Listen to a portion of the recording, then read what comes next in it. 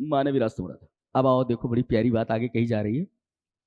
इस सूरह करीमा का नाम रूम है, रूम। नबी करीम सल्लल्लाहु अलैहि वसल्लम की पैदाइश कब हुई है? 570 ईस्वी में, बराबर है। और आप नबी कब बनाए गए हैं? 610 में। जी, 40 साल की उम्र हो गई आपकी तब आपको नबी बनाया गया। पैदाइश कब हुई? 570 में। इसलिए कि हजरत ईसा अलैहिस्सलाम के बाद आप आए हैं और आखिरी नबी हैं। अब आपके बाद कोई नबी आने वाला नहीं। तो हजरत ईसा और नबी के दरमियान में 600 साल का फासला है। तो जब हम हजरत ईसा अलैहिस्सलाम की तारीख लेते हैं, सन लेते हैं, तो उसको ईस्वी बोलते हैं। तो 570 ईस्वी में आपकी पैदाइश हुई है और आपको नबी कब बनाया गया? 610 में, जब आप 40 साल के हो गए। तो इसलिए 30 ये और 10 वो, 610, 40 साल के हुए तब आपको नबी बनाया गया। 570 ईस्वी में आपकी पैदाइश हुई और 610 में आपको नबी बनाया गया। जी, और ये रूम की और ईरान की जो जंग चली है, अलिफ लाम मीम गुलिबतिर रूम, जी, यहां रूमी हार गए। जी, रूमी हार गए। तो ये रूम की और ईरान की जंग कब शुरू हुई? 602 में। उस वक्त आपकी उम्र क्या थी? हाँ जी, कैलकुलेट कर लीजिए। जी, तो 602 में यह जंग शुरू हुई ईरान और रूम की। कब तक चली है? 614 तक। जी, 614 तक चली है। और इसमें बहुत सारे पादरी मारे गए रूमियों के, इसलिए कि ईरान का जो खुसरू परवेज था वो बहुत भारी पड़ रहा था और हेरक्ल जो था ये रूम का बादशाह, वो कमजोर पड़ रहा था।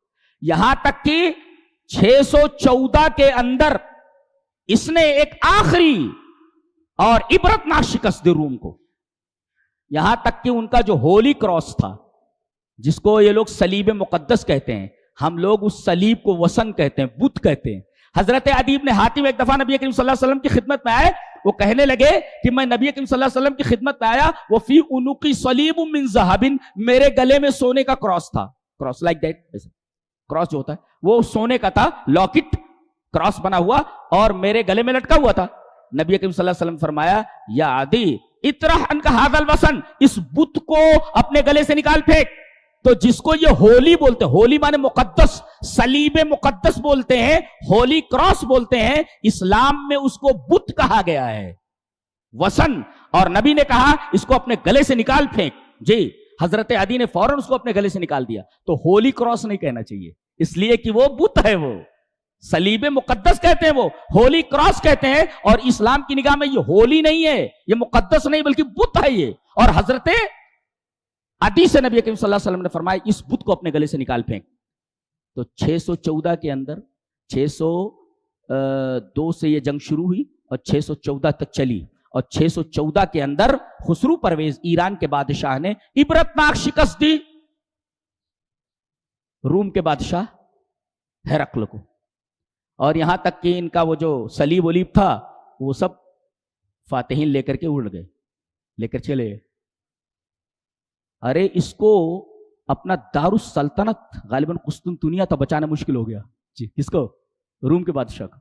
ये बस चंद इलाकों में सिमट कर रह गया, वरना ईरानियों ने, खुसरू परवेज ने इनके सारे इलाकों के ऊपर कब्जा कर लिया था। हालात बिल्कुल नासाजगार थे। जी, सोचा भी नहीं जा सकता था कि 2-4 सालों के अंदर, असबाब ऐसे थे ही नहीं कि रूमी गालिब आ जाएंगे हारने के बाद। अल्लाह ने फरमाया अलिफ लाम मीम गुलिबतिर रूम, रूमी हार गए फी अदनल अर्ज। अदनल अर्ज से मुराद मेरा ख्याल है कि ये बैतुल मक़दिस है, या जिसको करीबी जगह बोला जाता, करीबी जमीन, शायद वो बैतुल मक़दिस है या अज़रात वगैरह के दरमियान कोई जगह है, वहां पर ये लड़ाई हुई थी। वहुम मिन बादि ग़लबिहिम सयग़लिबून, और ये जल्द ही इनके ऊपर गालिब आ जाएंगे फी बिज़अ सनीन, चंद सालों में। ये वादा है अल्लाह का। देखो हुआ ये कि मजूसी जो हैं ये मुशरिकीन से मिलते जुलते हैं, इसलिए कि जो है मुशरिकीन बुत पूजते हैं और मजूसी लोग जो खुसरू परवेज ईरानी ये आग को पूजते हैं। तो ये दोनों दोस्त एक दूसरे के दोस्त, इसलिए कि दोनों के मज़ाहिब आपस में मिलते हैं। वो भी अल्लाह को नहीं मानते, वो भी अल्लाह को नहीं मानते। जी, लेकिन ईसाई अल्लाह को मानते हैं, रसूलों को मानते हैं। है तो ये मुसलमानों के करीब है, मुशरिकीन मजूसियों के करीब और मुसलमान ईसाइयों के करीब। तो जाहिर है कि मुसलमानों की हमदर्दियां ईसाइयों के साथ थी और मुशरिकीन की हमदर्दियां मजूस के साथ थी। तो जब रूमी हार गए तो मुशरिकीन कहते थे, देखा हमारे भाइयों ने किस तरह तुम्हारे भाइयों को कुचला है, जल्द ही देखोगे हम तुम्हें वैसे कुचल डालेंगे जैसे हमारे भाई ईरानियों ने ईसाइयों को कुचल डाला है। अल्लाह तबारक व तआला ने उस नासाजगार हालत के अंदर यह वादा फरमाया कि चंद साल के अंदर बिज़ कहते हैं मां बैन सलासती इला तिस्अ और इला अश्र, 3 से लेकर के 9 साल तक, 4, 5, 6, 7, 8, 9 जी या 10, तो 3 से लेकर 10 तक या 9 तक बोला जाता बिज़, यानी बिज़े सनीन, यानी फी गुज़ूने बिज़े सनीन, चंद सालों के अंदर ही अंदर, बिज़ के अंदर फी गुज़ूने बिज़े सनावात, चंद सालों के अंदर ही रूमी गालिब आ जाएंगे। अरे सब हैरान थे कि रूमी अभी हारे हैं, असबाब तो कुछ है ही नहीं, लेकिन अल्लाह तबारक व तआला ने बिज़ का लफ्ज कहां बोला जाता, 9 तक, 7वें साल ही लड़ाई छिड़ गई। और अल्लाह का करना ऐसा हुआ कि जितने इलाके खुसरू परवेज ने लिए थे, ईरानियों ने लिए थे, रूमी फौजों ने उनके छक्के छोड़ा दिए और सारे इलाकों के ऊपर दोबारा कब्जा कर लिया, फिर से गालिब आ गए। ये अल्लाह तबारक व तआला का वादा था कि नासाजगार हालात के अंदर अल्लाह तबारक व तआला ने अपने वादे को पूरा कर दिखाया कि बिज़ कहा जाता 9 तक, 7वें साल ही इन लोगों ने हमला करके सब कुछ ले लिया। ये अल्लाह का वादा पूरा हुआ। जी जी। और अजीब बात है, देखो नुक्ता है, देखो वाद अल्लाह, ये अल्लाह का वादा है, ला युखलिफुल्लाहु वादहू, अल्लाह अपने वादे के खिलाफ नहीं करता, वलाकिन अक्सर नास ला यअलमून, अक्सर लोगों को पता नहीं। तो यहां अल्लाह अपना वादा कर रहा है, वादा कर रहा है यहां, और जहां सूरत खत्म होती है कहता है इन्न वअदल्लाहि हक। सूरत के शुरू में बोलता है अल्लाह अपने वादे की खिलाफ वर्जी नहीं करता, और सूरत के आखिर में क्या बोलता है, फस्बिर इन्न वअदल्लाहि हक, सब्र करो बेशक अल्लाह का वादा हक है। इसका मतलब यह है कि कितने साल गुजरे, ये तकरीबन 4 साल या 5 साल। तो कभी वादा अल्लाह का अभी होता है 6 साल के बाद पूरा होता है, इस दरमियान मोमिनीन को आजमाया जाता है।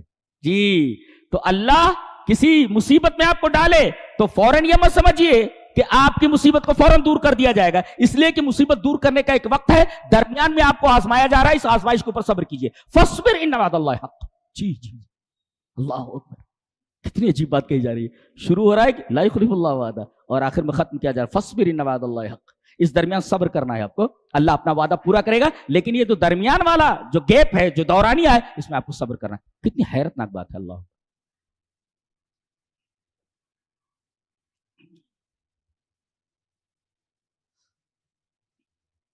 अल्लाह ये फरमा रहा है फसुबहानल्लाहिहीन तुमसूना व हीन तुस्बिहून, अल्लाह पाक है जिस वक्त तुम शाम करते हो, जिस वक्त सुबह करते हो। तो कद्दमल इम्साअ अलल इस्बाह, अल्लाह तबारक तआला ने यहां रात का तस्करा पहले किया है, सुबह का बाद में। क्यों? लिअन्न लैल यतक़द्दमुन नहार, अल्लाह ने पहले रात को पैदा किया है, बाद में दिन को पैदा किया है। अल्लाह, इसकी वजह से अल्लाह ताला ने रात को, शाम का जिक्र पहले किया है और दिन का बाद में, इसलिए कि लिअन्न लैल यतक़द्दमुन नहार, रात पहले पैदा की गई है, दिन बाद में पैदा किया गया है। इसी वजह से अल्लाह ने शाम का तस्करा पहले किया है, सुबह का तस्करा बाद में किया है। इसलिए कि शाम कब होती है? जब रात होती है। और सुबह कब होती है? जब दिन आता है। तो गोया कि लिअन्न लैल यतक़द्दमुन नहार, पहले अल्लाह ने रात को पैदा किया है, दिन को बाद में, लिहाजा क़द्दमल इम्सा अलल इस्बाह, अल्लाह ने शाम को सुबह के ऊपर मुकद्दम फरमाया है। एक बड़ी अजीब बात कि अल्लाह ने फरमाया फ़अक़िम वजहक लिद्दीन हनीफ़ा, दीन हक की तरफ, दीन इस्लाम की तरफ सबसे कट कर। हनफ का मतलब होता है अलमैल अनिल बातिल इलल हक, बातिल के रास्ते से हटकर हक के रास्ते पर आ जाना, मुड़ जाना, मुड़ना, ट्रैक से हट करके हक के ट्रैक पे आ जाना। जी, इसको कहते हैं अलमैल अनिल बातिल इलल हक, हक के साइड में आ जाना, रास्ते पर आ जाना, बातिल साइड के, इसको कहते हैं हनफ। हजरत इब्राहिम अलैहिस्सलाम को हनीफा क्यों कहा जाता है? اس لیے کہ پوری کی پوری قوم بت پرستی کے روٹ پر تھی. حضرت ابراہیم علیہ السلام اس روٹ سے، باطل کے روٹ سے ہٹ کر حق کے روٹ پر آ گئے. دیٹ از کالڈ حنف. یعنی کسی روٹ سے غلط روٹ ہے، سب اسی روٹ کے اوپر چلتے چلے جا رہے ہیں، آپ اس روٹ سے الگ ہٹ جائیے، آپ حنیف ہیں. جی اسی وجہ سے حضرت ابراہیم علیہ السلام کو حنیف کہا جاتا ہے. تو کہا گیا آپ بھی ایسے باطل کے راستے سے ہٹ کر حق کے راستے پر آ جائیے، حنیف ہو جائیے. سیدھا منہ ادھر کریے، چہرہ نہ ادھر دیکھیے نہ ادھر دیکھیے، چہرے کو بالکل سیدھا رکھیے. اللہ کہہ رہا ہے نہ ادھر دیکھیے نہ ادھر دیکھیے.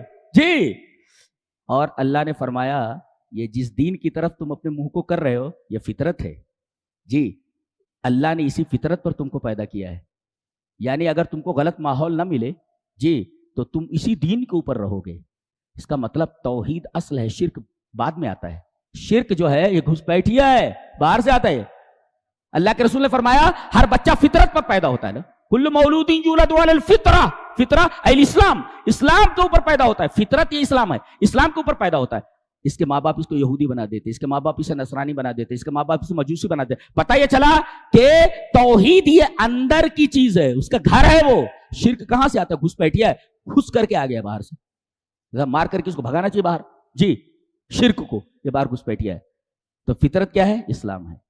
تو جس چیز کی طرف تم منہ کر کے کھڑے ہوئے ہو، منہ کیا ہوا ہے، در حقیقت وہی فطرت ہے. اس کے بعد دوسرا ٹکڑا یہ قابل غور ہے، اس کو سنیے. لا تبدیل لخلق اللہ. امام راضی رحمت اللہ علیہ کی تفسیر مجھے بڑی اچھی لگی اس ٹکڑے کی. کیا؟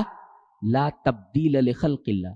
یہ بتاؤ کہ اللہ نے انسانوں اور جنوں کو کس لیے پیدا کیا ہے؟ عبادت کے لیے نا. خلق اللہ الخلق لعبادتہ. اللہ تبارک و تعالیٰ نے مخلوق کو اپنی عبادت کے لیے پیدا کیا ہے. جی تو جنوں اور انسانوں کو اللہ کی عبادت کے لیے پیدا کیا ہے. تو سارے کے سارے کون ہیں؟ عبید ہیں نا، غلام ہیں. یہ دنیا کے غلاموں کی طرح نہیں ہے کہ کبھی کسی پہلے ہوتا تھا خرید لاتے تھے غلاموں کو 50,000 میں 1,00,000 میں ایسا خرید لاتے تھے اور پھر اس کو بیچ دیتے تھے. تو اب اس کی غلامی سے نکل کر کے اس کی غلامی میں چلا گیا. جی اس نے اس کو بیچ دیا، اس کی غلامی سے نکل کر اس کی غلامی میں چلا گیا. کبھی آزاد کر دیا تو سب کی غلامی سے نکل گیا.